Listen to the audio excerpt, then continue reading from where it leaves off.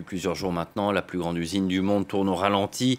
La Chine est pénalisée par ces coupures d'électricité. Elle n'a notamment plus assez de charbon pour faire fonctionner ses centrales, doit s'adapter à de nouvelles normes environnementales. Des millions de foyers sont victimes de coupures de courant et des usines aussi. Bonjour Charles Pellegrin, vous êtes notre correspondant à Pékin. Quelles sont les mesures prises par le gouvernement chinois pour tenter de résoudre ce problème ?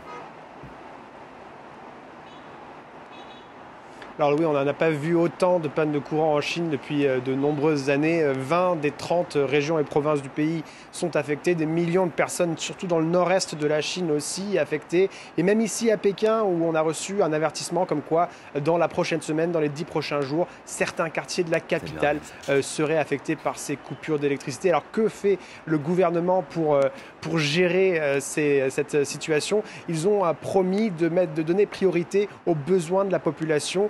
Et ils vont tenter tout d'abord d'augmenter la production de charbon et de gaz, mais aussi d'augmenter l'importation de ces produits, notamment avec des pays voisins, notamment la Mongolie.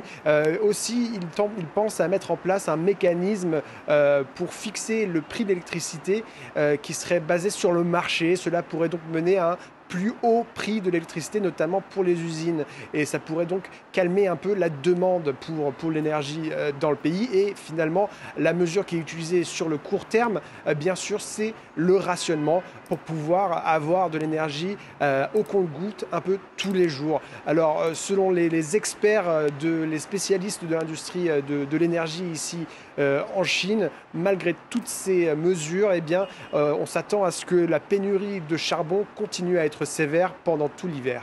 Charles, les autorités chinoises s'inquiètent bien sûr des conséquences sur l'économie, mais pas que. Elles s'inquiètent aussi des conséquences de ces coupures sur la société chinoise. Absolument, on a certains médias ici, notamment Bloomberg, qui expliquent que les autorités sont en train de penser à augmenter le prix de l'électricité, pas seulement pour les usines, mais aussi pour les ménages, pour la consommation des ménages.